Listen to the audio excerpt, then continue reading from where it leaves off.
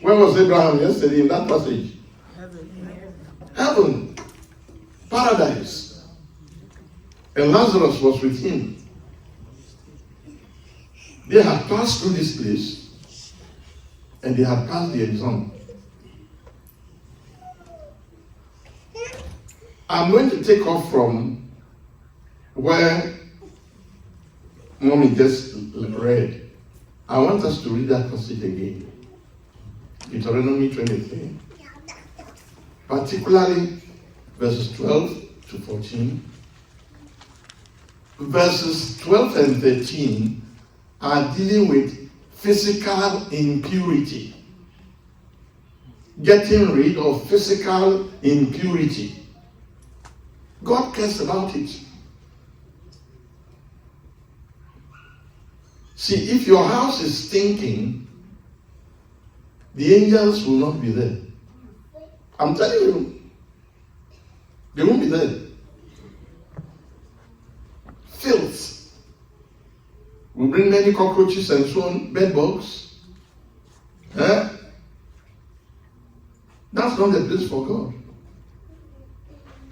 You may think it is something small, but cleanliness, hygiene is important, and the Bible teaches it.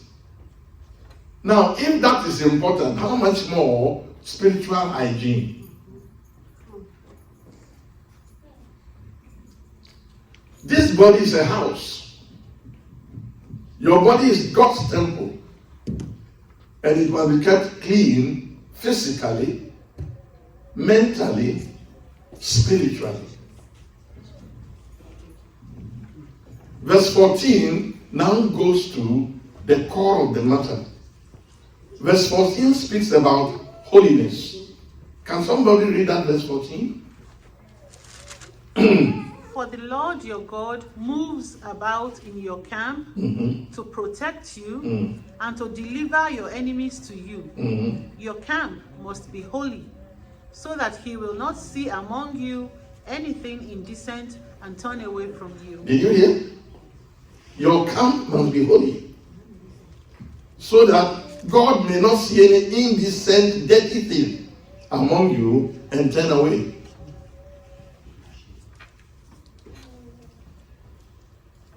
He adds blessings to it.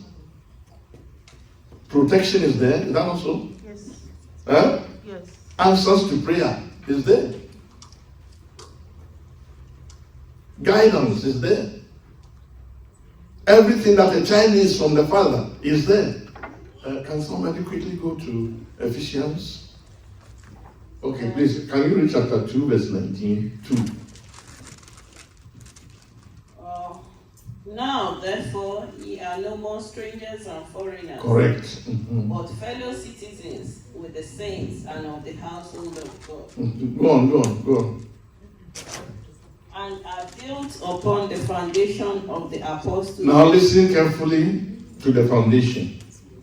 Foundation of the apostles and prophets.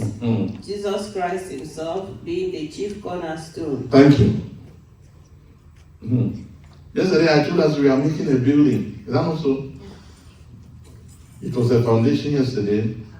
Today is building. Each one of us here is a building block. Every one of us is a block to be put on the foundation. Now the foundation is the prophets and the apostles. The books of Moses are prophetic. All the other books of the Old Testament to Malachi are prophetic. That's the foundation Jesus knew. But Paul is now adding the teachings of the apostles that are commentaries on the prophets. Are we there?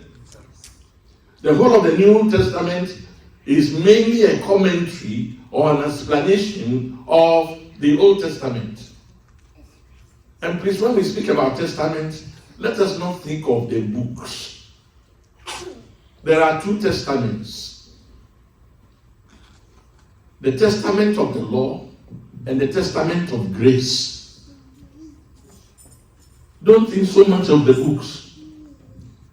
The law kills and condemns. Grace delivers and saves. Those are the two testaments.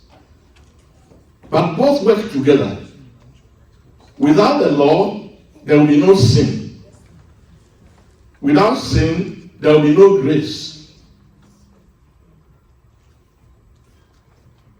So, we must thank God for the law that makes us conscious of our shortcomings, and thank God for the grace in Jesus that makes us become adopted as sons and daughters of God.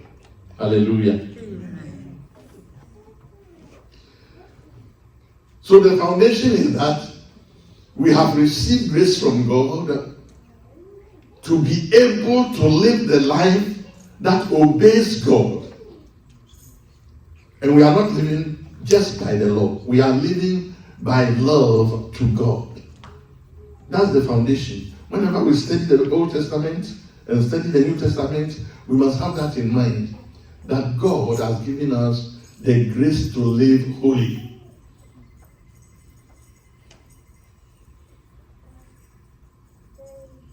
We are no more strangers. We have now come to the living God, and each one of us is awake. We are a living stone. God is building a house, and the house is made up of children of God. When we come into Him, we also help Him to build that same house in two ways: by our personal purity, obedience to God, and by obedience in going and bringing more people who will be like us. The building is still going on. The building is going on. We are the house of God. We are the temple of God. He wants to live in us and move in us.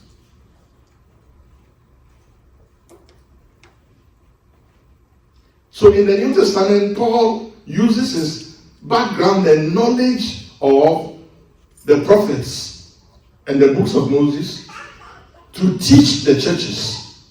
And that is what I want to do tonight. Every dirty thing must go first. Then new, wonderful, godly things must come in. So that the building of God may be pure. Amen. Please imagine yourself as part of the building. You are a block. Now let's go to the book of Colossians. Colossians chapter 3.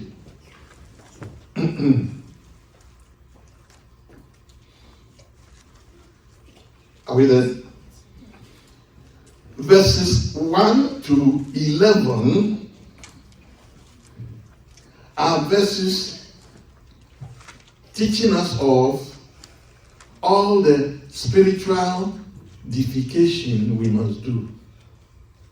Did you hear me?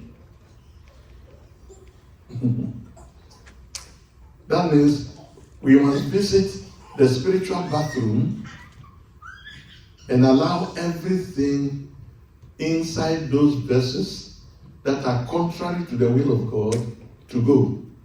We must obey God in doing that. First of all, leave verses 1 to 3 alone, and then let's read from 4 to 11 quickly. When Christ, who is our life, shall appear, then shall ye also appear with him in glory. Mortify therefore your members which are of Hold on there. Mortify. Mortify means kill. Put to death. Please, we are doing some exercise tonight. Who is doing the killing? God? Who is doing the killing? Who? You, me. He gives us the power, the privilege, and the authority by the Holy Spirit to put to death. person becomes a child of God, he has the power to put to death. In another place, you know how Jesus puts it, says, cut it off. Cut it off. When something goes out of you, it means you have visited the bathroom spiritually.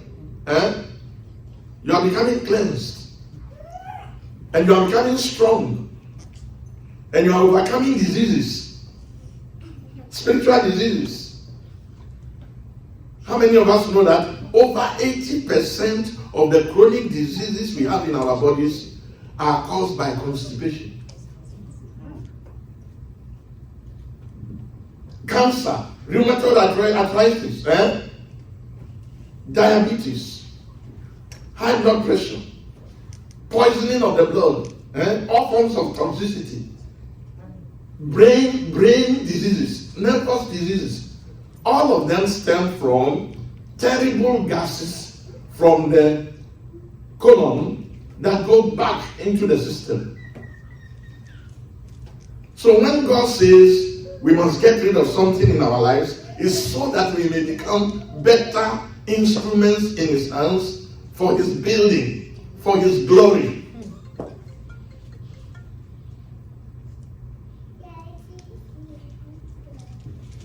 Mortify, put to death. Tonight, we are going to put many things to death. Amen. Brethren, let's be very pragmatic, practical.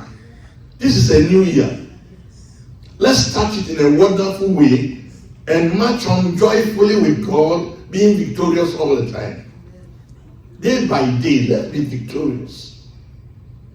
Sin shall not have dominion over us. And that's the word of God.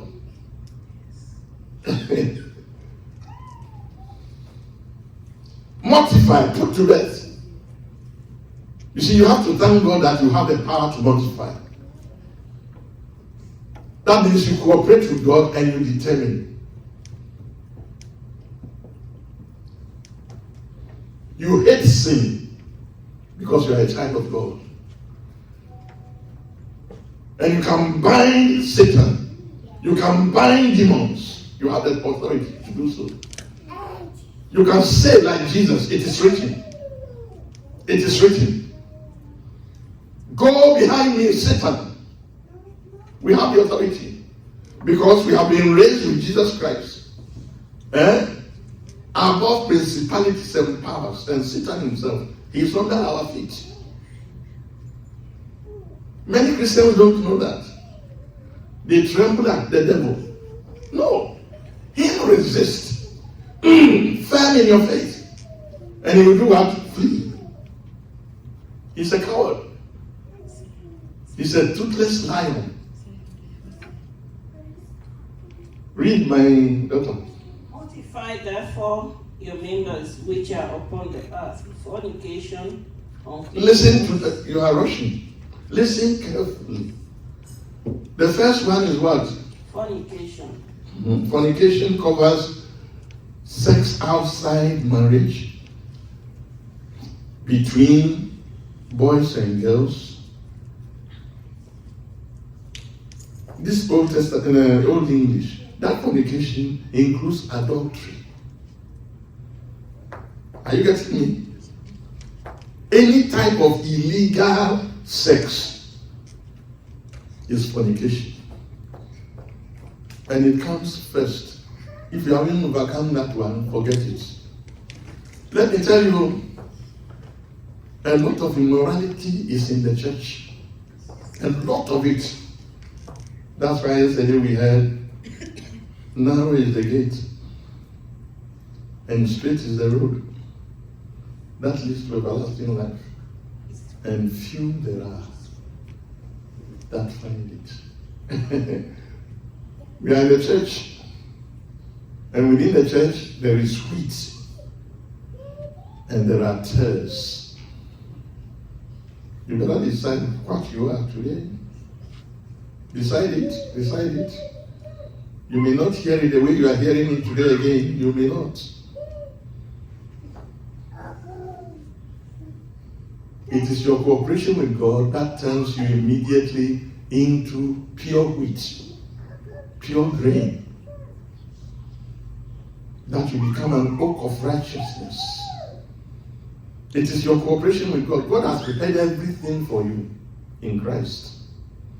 It's just for you to come and take and be happy and rejoice and be thankful. Father, you have given me the privilege to become a superman, a superwoman. Look, we are not ordinary. We are extraordinary. By the Holy Ghost. I'm not an ordinary person. When I'm going anywhere, I lift my head high. I am proud that I'm a child of God. I'm a superior being. Are you getting me? Yes, sir. And that's what you are. By grace. The gratitude for that leads to holiness.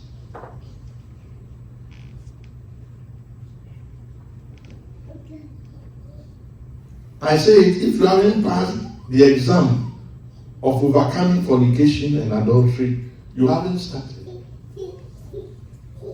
Study the whole of the New Testament. You will find that everywhere Paul is going to mention a category of sins. The first one is what? Fornication. Adultery. Because Satan uses it as a grip upon people to put them down. He binds people by it. If your right hand will cause you to stumble, cut it off and cast it away. For it is better for you to enter the kingdom without that hand than with it to enter hell.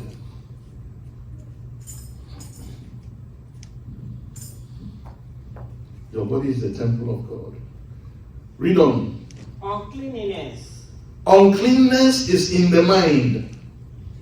But uncleanness is also the physical, as my wife said. What we read in Deuteronomy is true. Any form of uncleanness, physical, emotional, mental, spiritual, should be rid of. Let's get rid of them.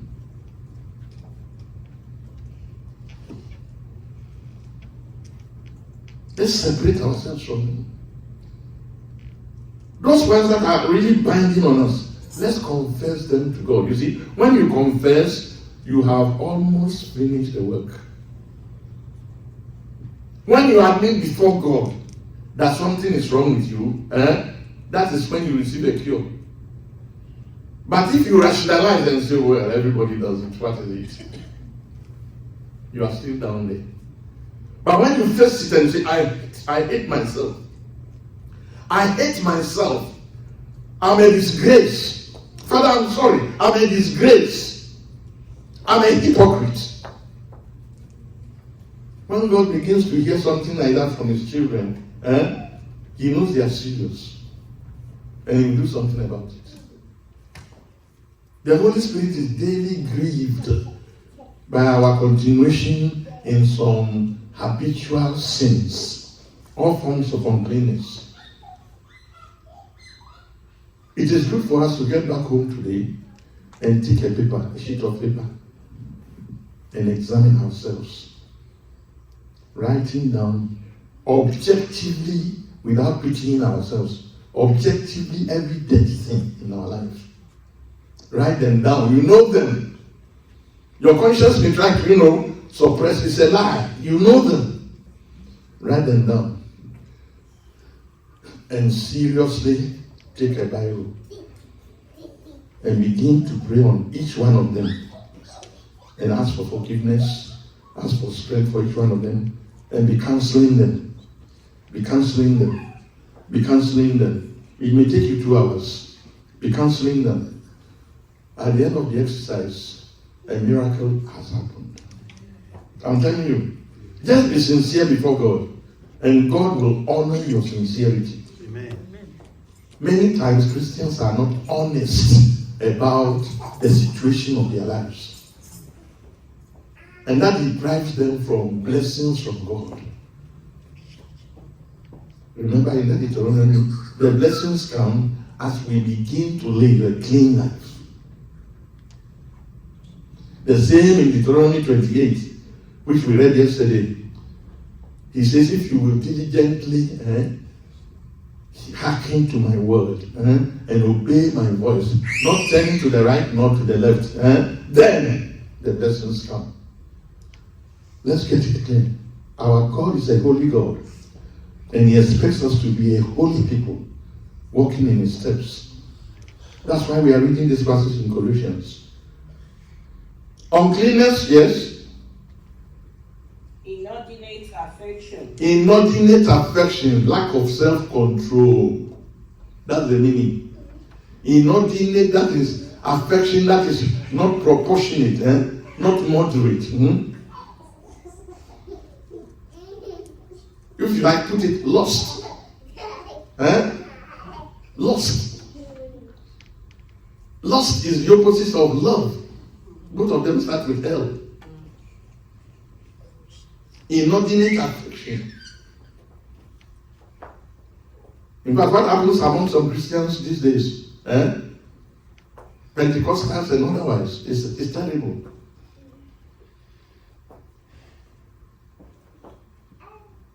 Sometimes the way we embrace, sometimes the way we visit people, sometimes the place we sit, men and women, it leads to what? Immorality. Inordinate affection. The things we say, the conversations we have, the looks we cast, full of lust.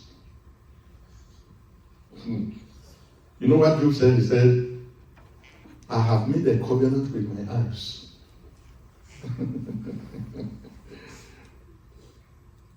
You see, the members of our body must be put to death.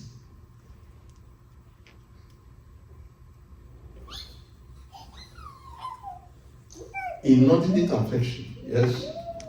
Evil Concupiscence. Evil concupiscence. And covetousness. Covetousness, greed of all types. Which is idolatry. It's idolatry. Anything you set your mind on more than God becomes a God. Your work in US may become your God. You have to choose. You have to organize yourself in such a way that there's a balance in everything. Your work is only a means to an end. It's not an end.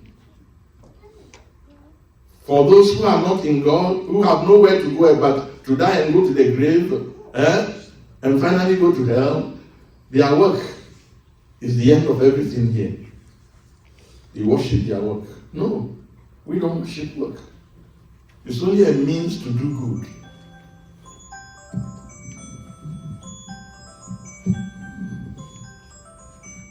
Shall we go on?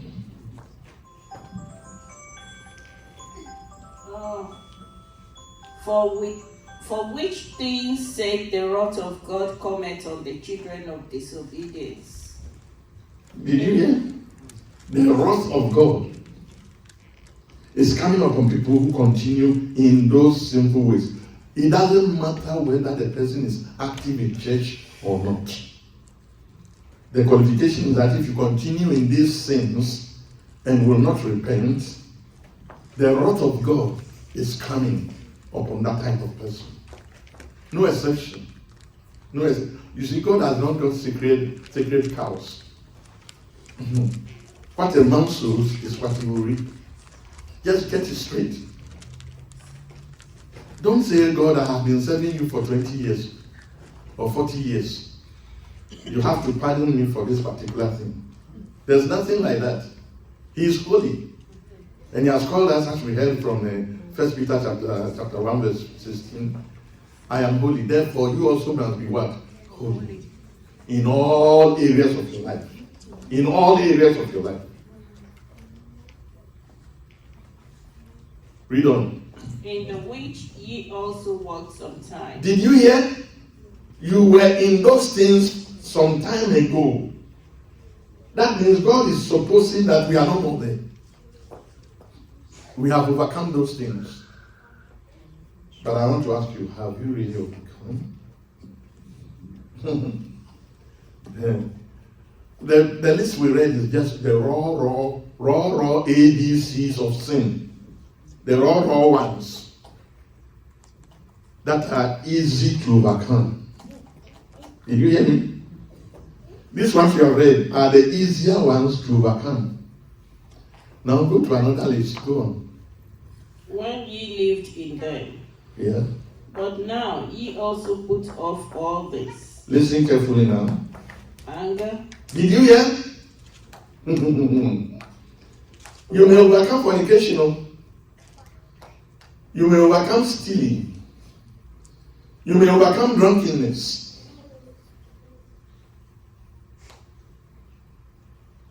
Have you overcome anger? Husband and wife. Have you overcome anger?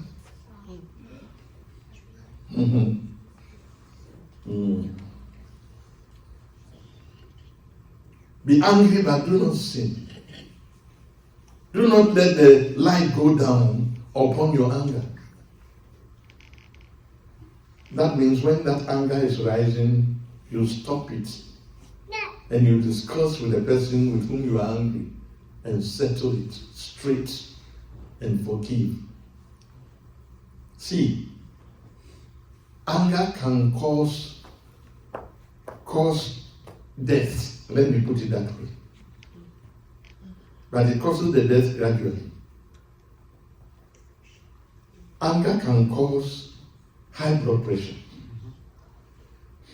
Anger can cause palpitation of the heart. Anger can cause the blood vessel to burst so that there is internal bleeding. Anger can cause coma. And anger can cause madness. Where? Anger can open the door for demons to harass and settle in a person. Remember King Saul? Anointed, mightily anointed in the Holy Spirit. But the demons came. He took little David to play godly music, to cast out the demons. Anger. Watch it. Ask God for wonderful grace of patience, endurance, understanding, forgiveness. See, we are dealing with the dynamics of the battle with Satan now. We are dealing with the dynamics of living in the presence of God and being cleansed inside out, so that you may become a terror to the kingdom of the devil. Anger. Many times it is pride that makes us angry. Let me tell you another thing that causes us to be angry. When somebody is not living, somebody you are close to, either wife or children or uncles or whatever, or co-workers, when that person's life is not exactly like yours, and you demand that the person's life should become like yours, there's a danger to that. Look, we are at different stages of growth. And some people are not even in God at all. So why do you expect them to live like you? No. All you need to do is to be praying for them that the Holy Spirit himself may convict of sin and change them. Don't get angry. And then don't judge them. Father, forgive them, for they know not what they are doing. They may do evil to you. You bless them. That's what the Bible teaches. Yes, there are situations where we must get angry. But God will understand that one. Your anger should come out of love to help another person. Your boy is misbehaving in the home. Out of love for him, you get angry and you correct. But you forgive and you march on. Yes, Wrath. Wrath is the senior brother of anger. Actually, when anger is kept for long, it becomes wrath. And wrath is more devastating to the life of the one who has the wrath. Go on. Malice. Malice. Malice can cause literally cancer. I mean it. Malice is poison. Malice is keeping evil about somebody inside of you for long. Malice. Malice doesn't speak.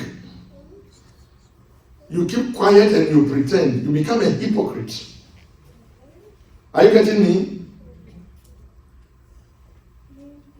You become a hypocrite. If you keep malice, you will be smiling at the person, but you know what you are doing. It kills. You see, these things we are considering now are major poisons to the life of a Christian. That's why Paul is analyzing it bit by bit. They are all interwoven. Yes? Blasphemy. Blasphemy. Blasphemy. Taking the name of the Lord in vain. No more believing in God. Yes? Filthy communication out of your mouth. All types of evil communication.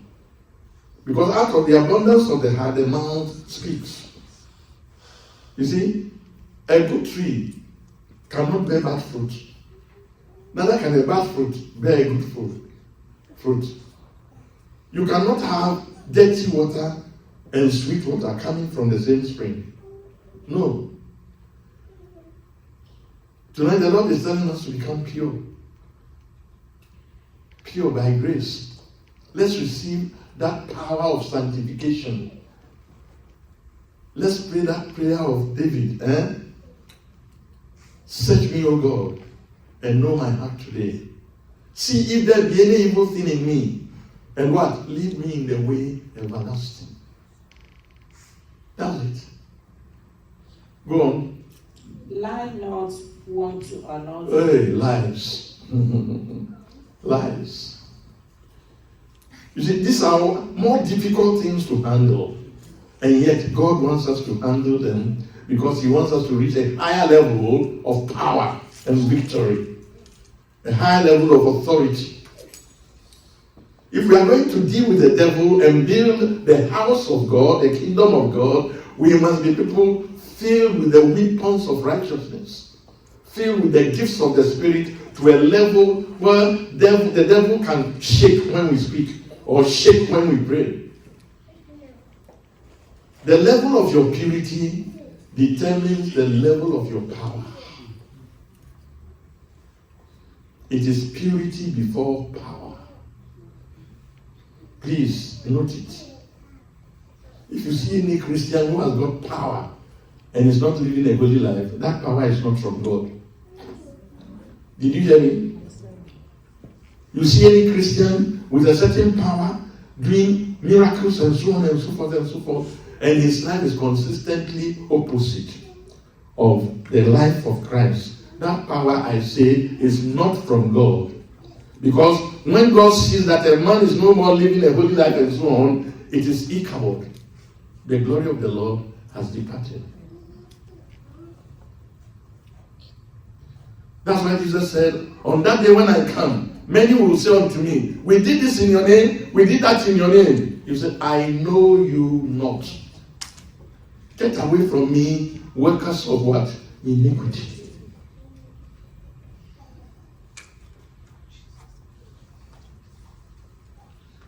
What we are doing here tonight is a closed door meeting of preparing people for God.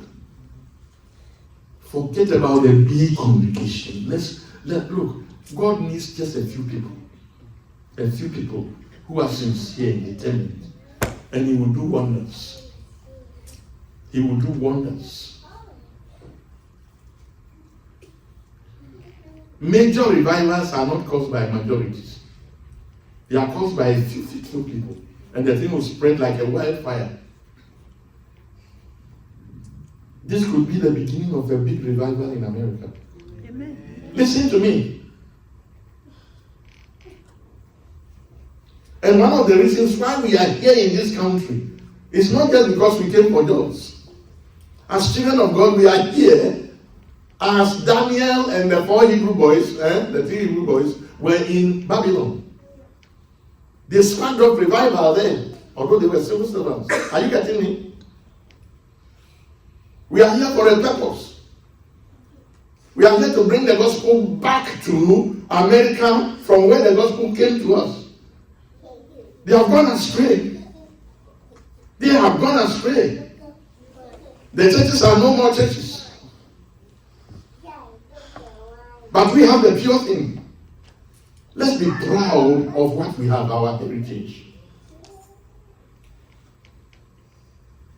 Lying. Let's get rid of all types of lies in our lives. Let's speak the truth. Yeah, go on, my daughter. Saying that ye have put off the old man with his deeds. Tonight we are putting off the old man. Amen. That means tattered garments. We are deliberately putting the thing off. We have put it off. He says we have. But if we have not, please, let's do it. Let's put it off. We are a new people. We have sung it today that we must have a new name. Yes? And have put on the new man. Now we are going to put on the new man. You see, we are going to put on the new man, which is what? Which is renewed in knowledge after the image of him that created him. Newness has come in. Newness. We are being renewed now. After the Lord Jesus Christ himself. We are being renewed. Now, from verse 12, we are going to put on another thing. Yes? Put on therefore as the elect of God. Hold on. Put on. I want to break for 2 minutes before I continue. Shall we go into quiet, serious prayer of putting off? Let each person put off now. Look into your heart. Look into your heart. Look into your heart. Any rubbish that is there. Any rubbish. Any rubbish. We have seen the category of sins. The categories of waywardness. The categories of arrogance before God. The categories of, pride before God. Anything that comes to your mind by the Holy Spirit as being offensive to God. Offensive like excreta before God. Offensive like feces before God. Get rid of it now. Get rid of it now. The Holy Spirit is here to remind you, and the blood that avails more than the blood of Abel is here to cleanse you, to deliver, to justify you. The grace of God is here. If we confess our sins, He is faithful and just to forgive us our sins and to cleanse us from all unrighteousness. All. Not some, all. You become a new man, a new woman, a new creation in God. And you are renewed every day. You are renewed every day from now until you meet Him face to face. Meditate. Put off.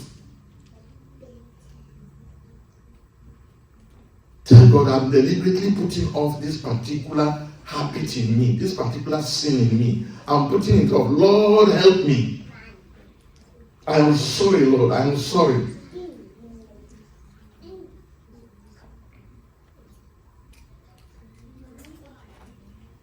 Envy, jealousy, hatred, malice, unforgiving spirit.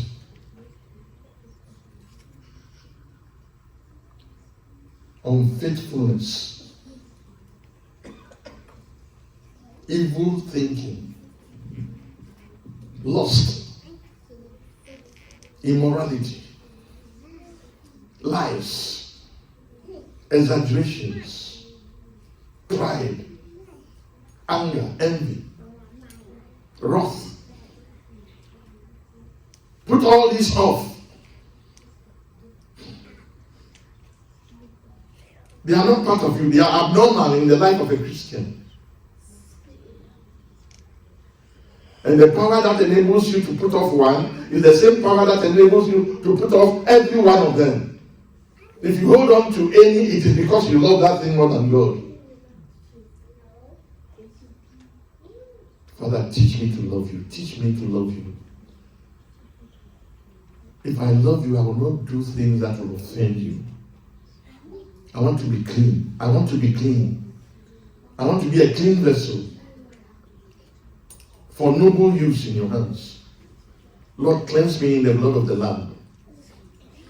Give me faith to know that everything I have confessed is already blotted out and you will remember those things no more.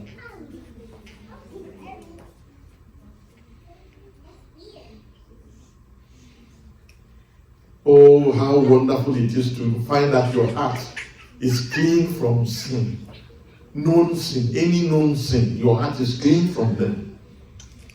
It gives you confidence, it gives you boldness before the throne of God. Apply the blood, apply the blood, apply the blood. If we walk in the light, as he himself is in the light, the blood of his son Jesus Christ cleanses us from all sin. What you are doing right now is walking in the light. You are coming out of the darkness. You are seeing the dirty spots on your white garment. And the blood is washing those spots away.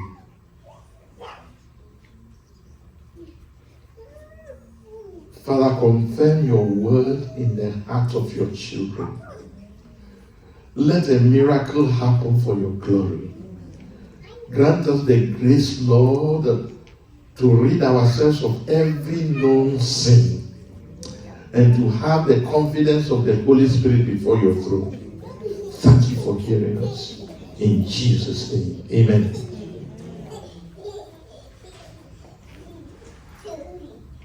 Now, you see, what we have just done, in some terms, is called sanctification. Sanctification. We are being set apart. We are being set apart. Now we are set apart for a purpose. The old garment has been put aside. A new garment is coming on. Can you read for us? Verse 12. Put on therefore as the elect of God. Put on. Who is putting it on? Elect of God. Who is putting it on? You. You are the elect of God.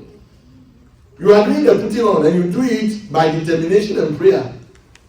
That's it.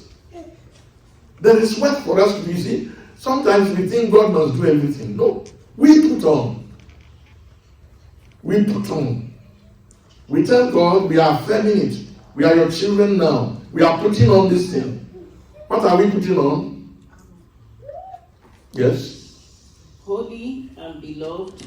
He calls us holy because we are now sanctified. Are you getting me? The blood has made us clean. We have put on the righteousness of Christ. Bowels of mercies. You see, we are now putting on Christ though. We are now putting on a new garment. And the garment contains all the qualities of Jesus. Mercy, Mercy is one part of love. Do you know? It's a part of love. Mercy. Mercy means kindness to people who don't deserve anything. That's mercy.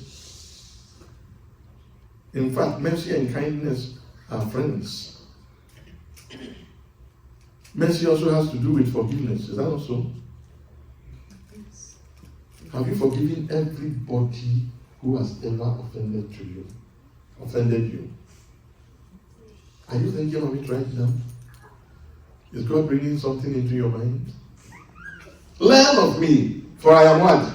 Meek and gentle.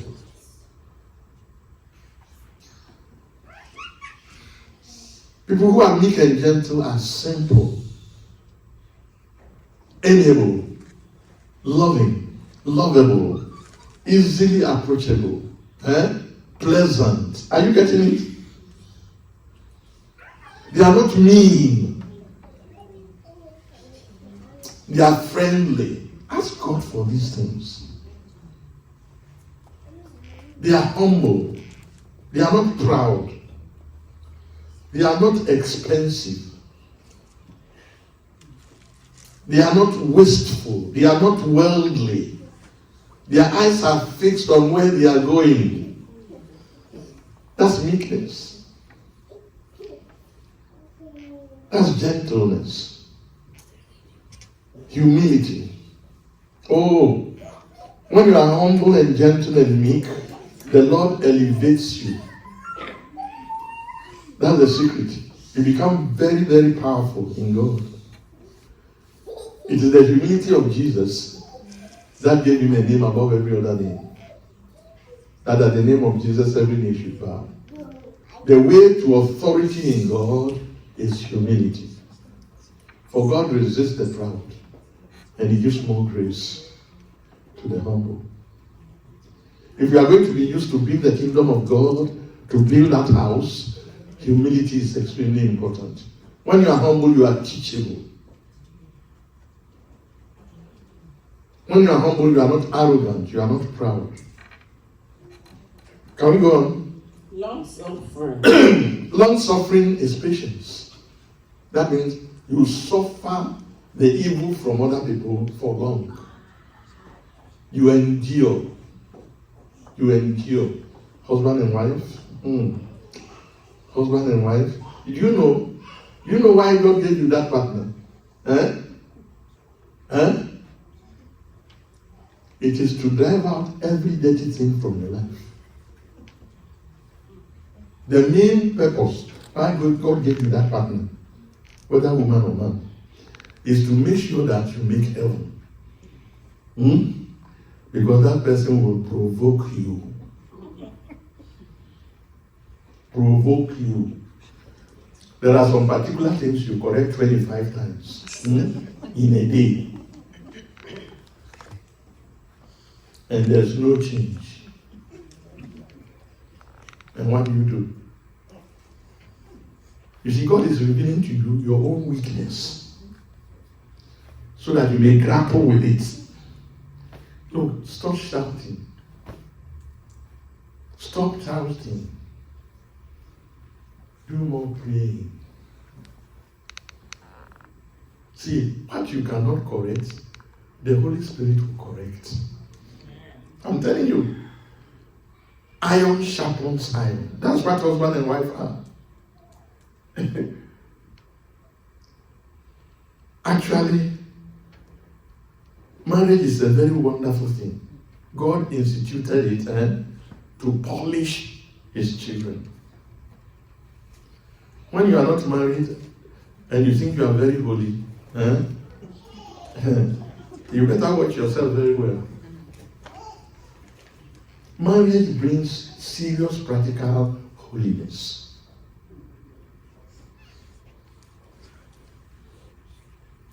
Quarrels in marriage. You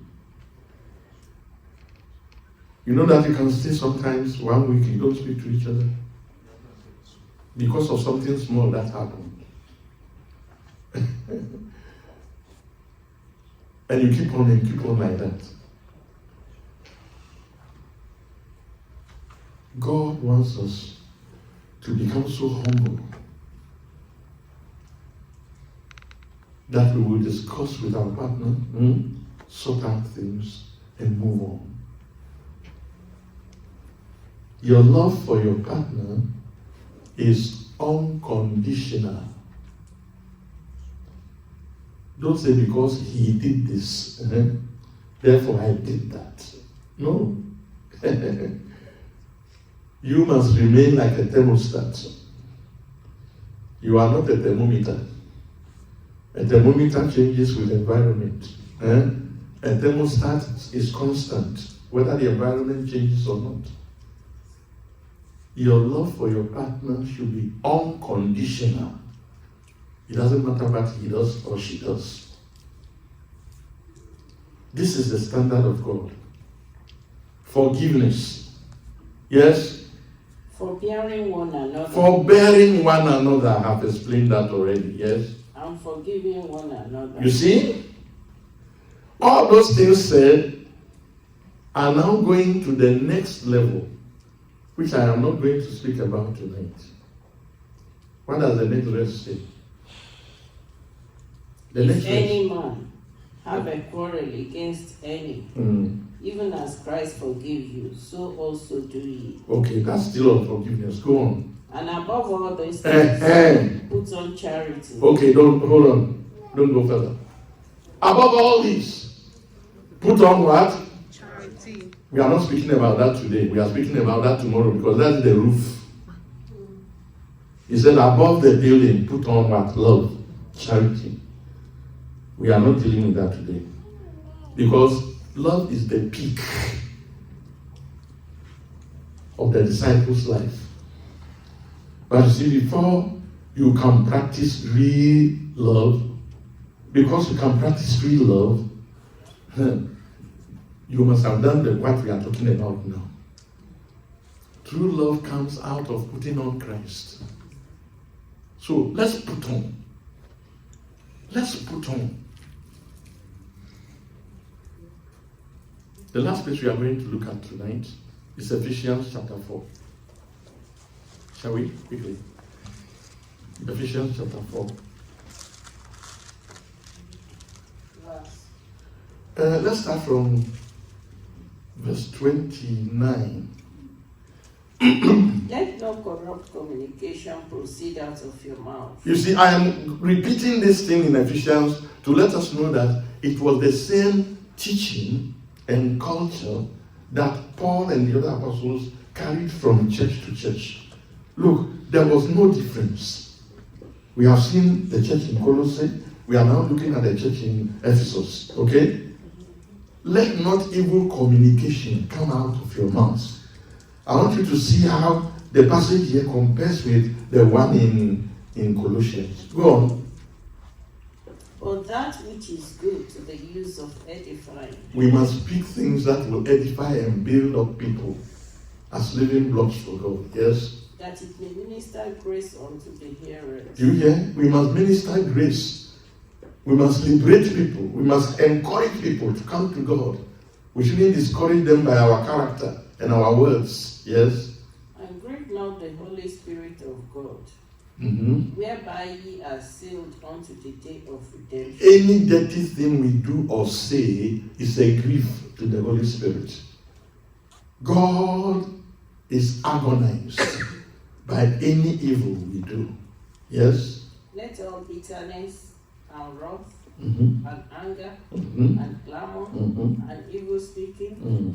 be put away from you. You hear that? You put it away. You put those things away. Those subtle sins that cling to us so easily.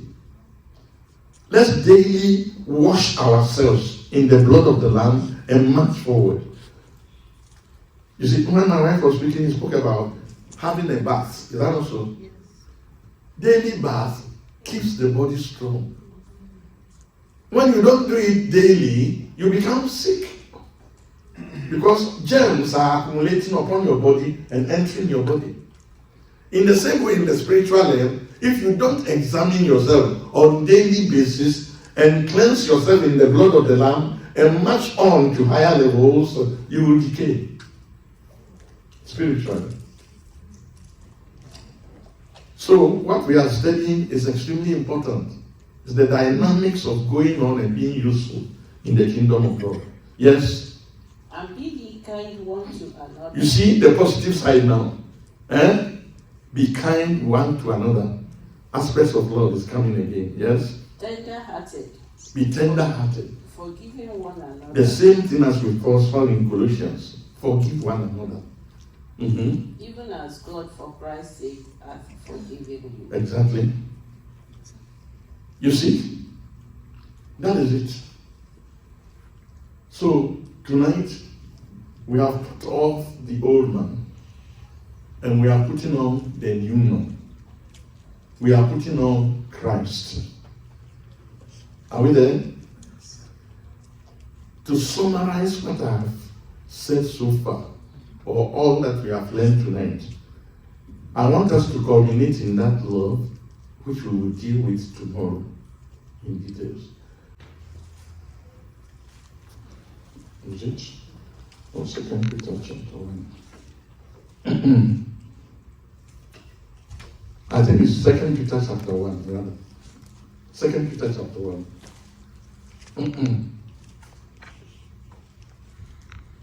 Are you there? 2 Peter chapter 1. From verse 3. According as his divine power hath given unto us all things that pertain unto life and unto life and godliness, through the knowledge of him that hath called us to glory and virtue. You see, God is calling us to glory and virtue. God is calling us to become like his son Jesus Christ, okay? And there are some steps that we must take. Yes? Whereby are given unto us exceeding great and precious promises, that by this ye might be partakers of the divine nature, having escaped the corruption that is in the world through lust. You see, we have escaped the corruption of the world. Now we have to be partakers of the life of Christ himself. Go on. And beside this, giving all diligence, add to your faith virtue. Hold on. Our faith is already established. We are children of God. Add to that faith virtue. That virtue is power. Have you been baptized in the Holy Spirit? Have you made your heart clean and the Holy Spirit has come in? Have you by faith claimed to be a vessel of God, the Holy Spirit? We build steadfastly. Yes, next. And to virtue, knowledge. Are you studying the word of God so that your sanctification may remain and increase day by day? Knowledge. And to knowledge, temperance.